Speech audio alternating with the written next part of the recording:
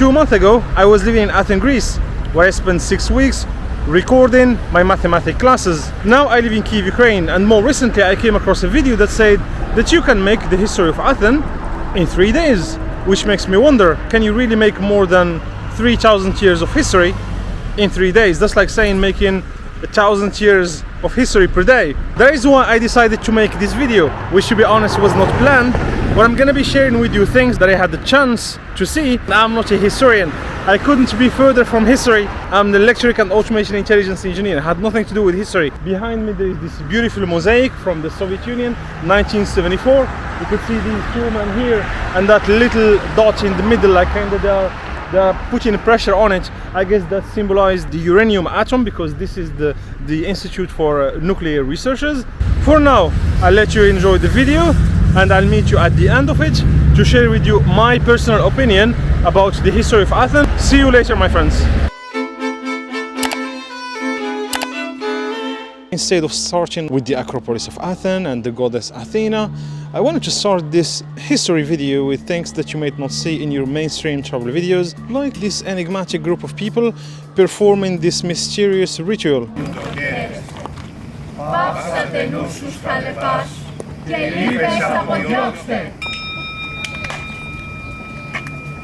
Let me describe you a bit what I saw. There is this group of people standing and chanting together on the left side. On the right side, there is this man pouring a red liquid over fire. I hope it's just red wine and not the blood of someone. And finally, there is this beautiful young lady. Are you thinking of what I'm thinking too? A young lady, some red liquid, blood maybe, and a group of enthusiast people chanting around. Are the oracles of Greece back in 2021? If anyone knows what this group's ritual is about, please use all the space you need in the comment section below the video to educate us. Evcharisto. Athens city, considered the most ancient capital of Europe and one of the 10 oldest cities in the entire world, with the likes of Aleppo, Syria, Byblos, Lebanon, and Plovdiv, Bulgaria. Unlike the other cities I just mentioned, the city of Athens brought us many of what our modern societies proudly praise, like democracy, philosophy, or even mathematics.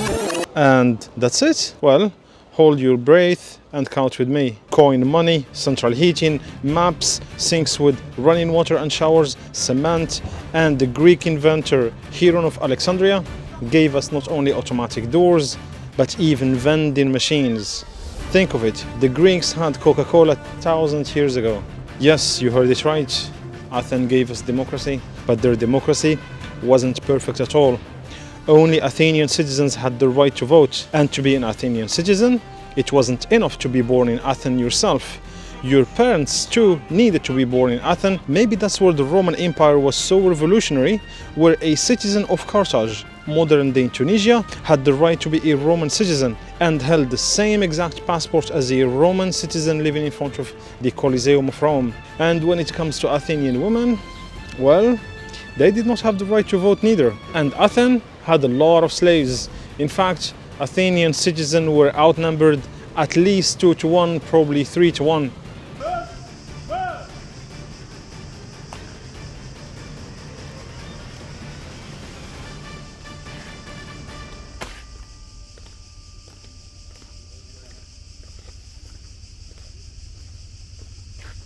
The Agora of Athens. Let me get you as close as possible to it so you can get a better feeling of the Agora of Athens. But to do so, we will travel the time and go 2 months ago to this summer and meet this guy. So today I thought of doing some historic sites like the Acropolis, the Agora, etc.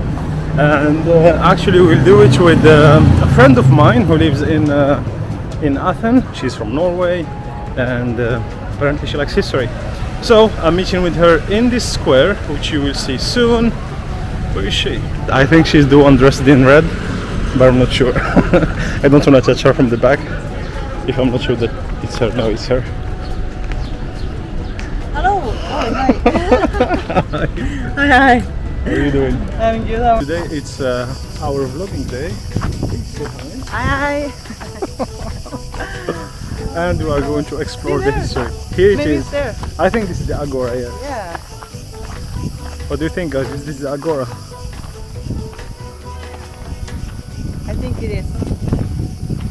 But I'm not sure. You know better than me. Hey, you are the Athenian. I'm just, I'm traveling the world, passing by Athens. How long have you been there? 2 weeks? 3 weeks. This is where Athenians would gather and discuss their normal days affairs like democracy, philosophy, drama. Then we come to the Acropolis of Athens, the landmark of the city and the symbol of its dominance over any other city in the world. Yes, that's why the Athenians built it in the year 480 BC. The location of it being a citadel overlooking the entire city wasn't a random choice. It was meant to be seen from the lands and the seas. Hold on, is this the Acropolis and this Parthenon? Everything is destroyed. I barely can see anything majestic about it. Well, I would say if you want to see how the Parthenon was looking like 2,500 years ago, we will ask our French tourist in Greece. So from my Greek rooftop, I'll go check out the city center of Athens. Obviously the Acropolis, I came here for that. It was very hot today, like 37 C. Right now it's a perfect weather because it's like 7 p.m. So soon we'll have the sunset. That's just perfect to discover the first time of Athens. So if you are pumped up, follow me, I'll show you Athens.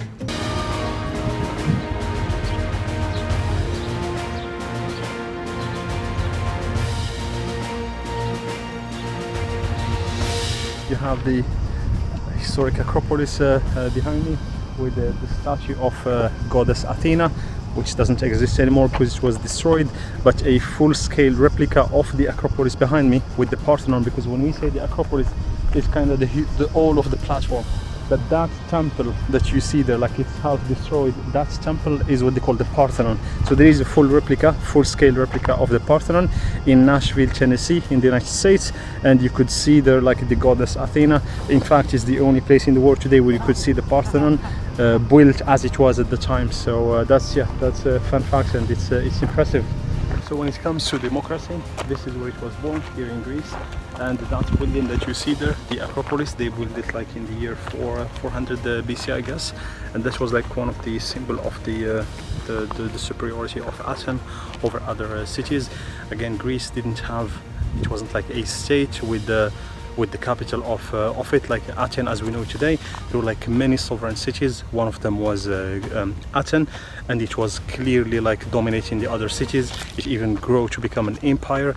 And that building that you see there, the Acropolis, was like kind of a symbol to mark that superiority in many things like the military aspects. And when it comes to war, boy, Athens did wars. It is said that almost every year or two, the Athenian citizens would vote to go on war. Did you watch the movie 300? Let me get you as close as I can from the historic events of the movie 300 and their fight with the Persian Empire. You heard about the Greeks defeating the huge Persian army. You probably saw the two movies of 300 about Sparta and Athens. One of the battles happened right there in the island of Salamis. So we are talking about the year 485 BC, so that's like almost 2,500 years ago. And the distance between the Athenian shores and the Salamis island is only like 25 kilometers. So that's where the Athenian navy has defeated the Persians. And yeah, so it's history everywhere. As per why the Athenian invested so heavily in the building of a navy fleet. They discovered silver here in Greece. The question you might be asking is what they did with the silver that they discovered right here in Athens. They did a very smart decision. That was building a marine fleet that will guarantee to them the military superiority, but also that was their way of saying we want to conquer other lands. A guy called Themistocles, who was visionary and hungry for power, he convinced the, I don't know how we call it, maybe the Athenian parliament to vote for investing the silver into building a maritime fleet. I don't remember the exact name of the type of the ships, but there were like deadly type of ships for the battles that could take place into narrow places such as the Mediterranean Sea. And that is until today one of the reasons why Greece is has a certain experience, and when it comes to the maritime superiority, it is by far the #1 country in the world when it comes to the maritime business.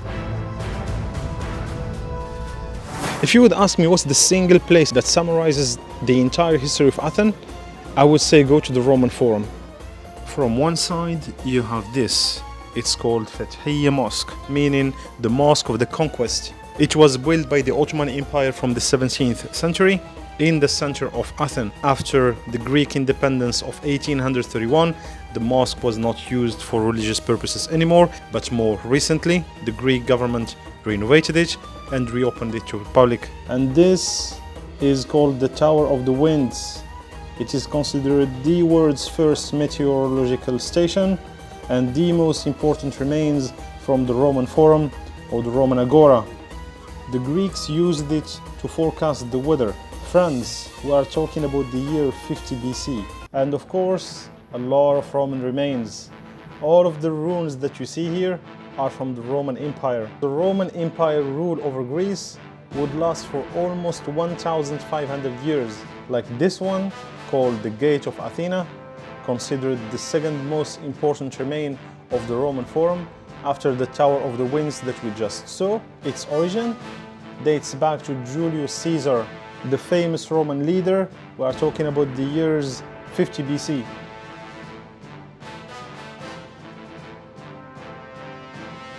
And what would be your historic tour in Athens, Greece without a coffee break and a lot of ice creams? Now we are waiting for a juice because we're trying to be healthy instead of eating ice cream.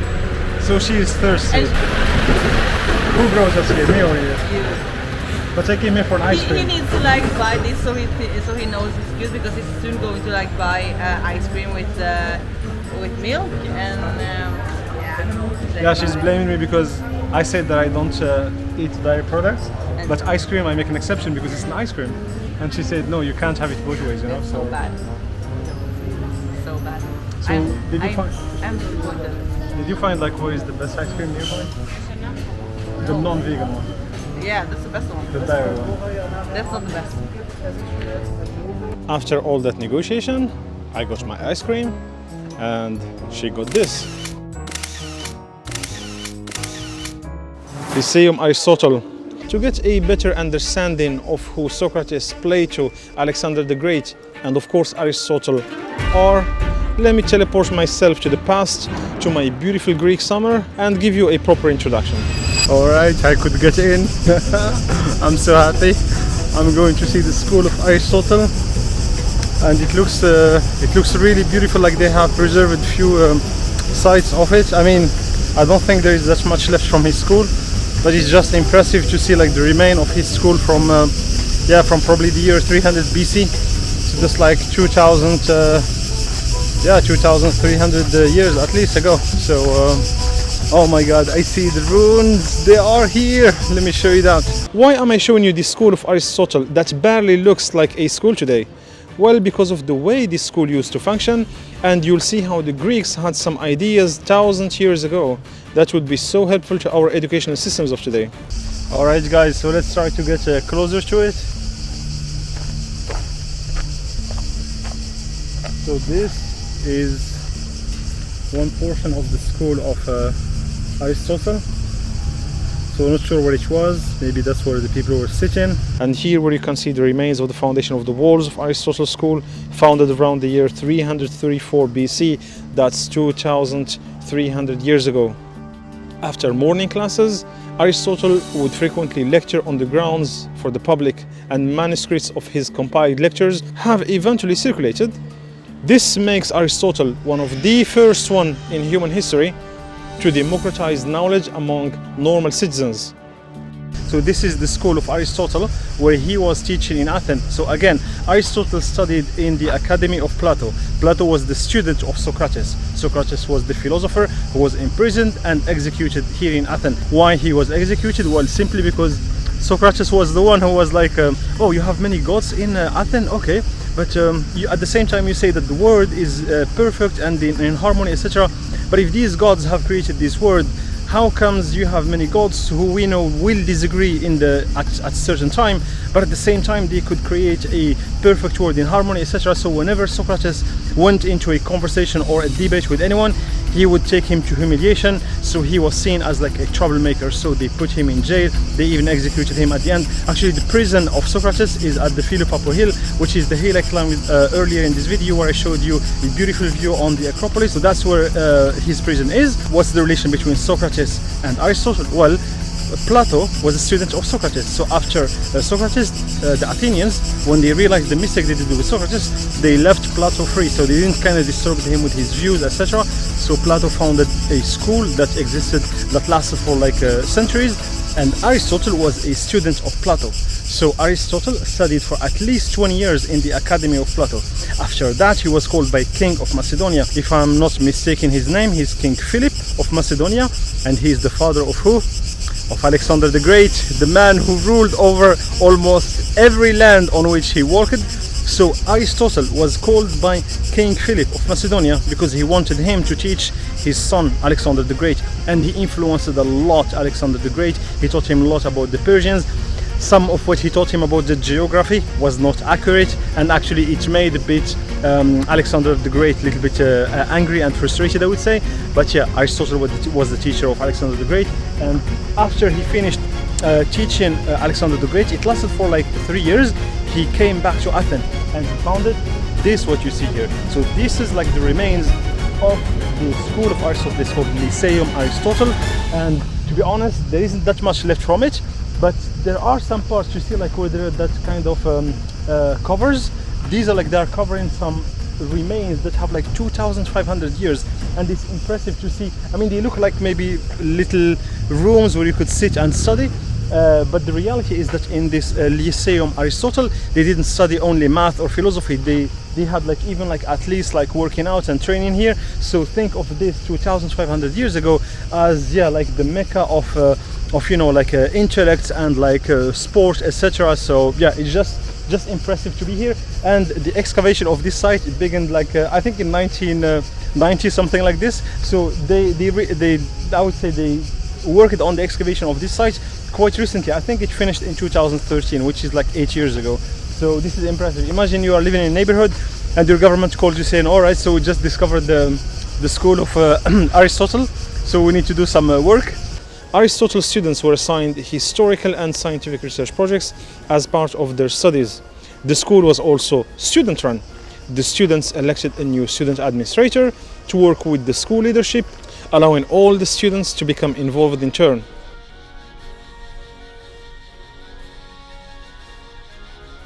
The Muslim Empire knew its 8 centuries of the Golden Age. These Muslim scientists, they nicknamed him as the first teacher because truth, yes, he was the first teacher, the first one who really taught his knowledge in a structured manner. And this is how he structured it. Think of it at the time. There wasn't a principal of school. There wasn't something called, oh, I'm going to the university. There was no university, no school. You just go hang around with someone and hopefully he's going to teach you something. He's the first one to say, no, I'm going to build a place where I will teach myself. Of course, Plato did it, but it wasn't as structured as Aristotle. These are the remains of Aristotle School or Lyceum Aristotle.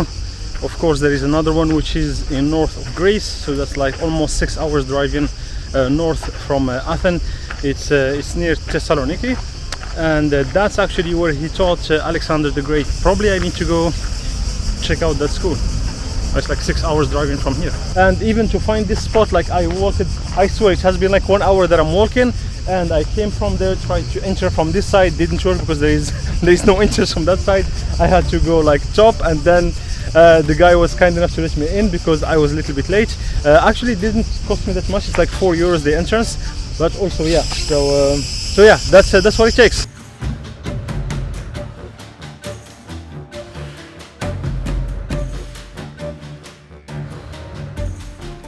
In Athens, history is everywhere. And when I say everywhere, I really mean it. This is the Acropolis metro station. In early 2000, they found more than 2,000 artifacts. They took them out of the ground and they exposed part of it in this metro station and other metro stations. The rest of it is all exposed in the Acropolis Museum, which unfortunately I didn't get the chance to visit. But I'm gonna leave you the link to the Acropolis Museum in the video description.